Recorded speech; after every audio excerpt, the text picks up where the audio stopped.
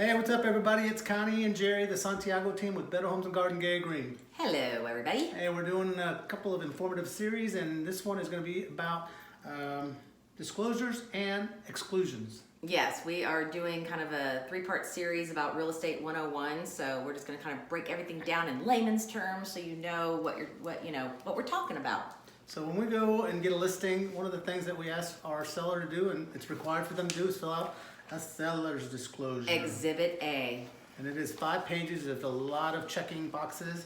It lets the buyers know age of the roof, number of AC units, if it's an HOA, all kinds of good stuff in there that is very informative and required to give to the buyer. Absolutely. And if you notice, like every time a big rain comes, that your home floods in the back, you really kind of need to disclose that or fix it. Because what I'm going to tell you is if somebody moves in the dead of summer and it doesn't rain and the first rain comes and the water comes to the back door, they're going to go back to your agent and they're going to go back to the seller and ask for some money to fix that. And I've seen it happen. It's happened, yeah. and the seller lost. So at the end of the day, disclose. If you think you should disclose something, what should you do? Disclose. Absolutely. So, and again, every box has to be checked. Agents cannot touch this. This is just for the seller. So, but if you have questions, obviously you can contact us and we'll help you fill it out. Exactly. So next we're going to talk about exclusions, because there's a lot of misconceptions out there of what stays with the home and what leaves with the home. Yeah.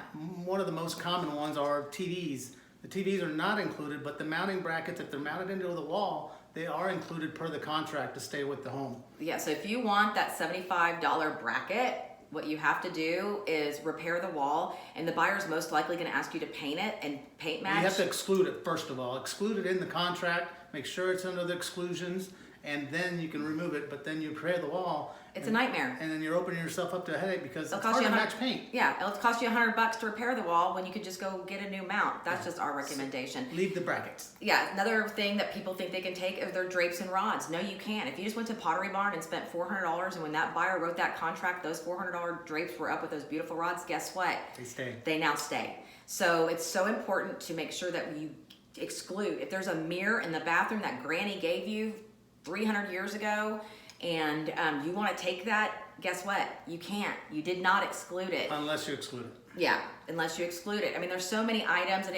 again, if exclude stuff, even if it says in the contract that you could take it, we always just say, again, just exclude as much stuff as possible. Now, obviously, things that are hung on the wall, decorative pictures and stuff like that, those all go with you. Another big misconception is, does the refrigerator stay or go?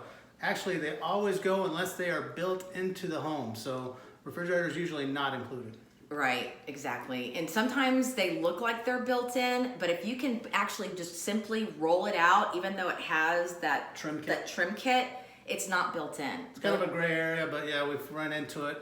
So it's better just to exclude it if you want to take it with you, so everybody knows and is on the same page. Yep, so that's what we talked about today, disclosures and exclusion. Our next series will probably talk about inspection reports and how scary that can be, so just be sure to stay tuned with us. And every Thursday around noon, our videos will be going up, and if you ever have any questions, be sure to call the Santiago team, call Jerry at 713-858-4849. Hope you have a great day. See ya.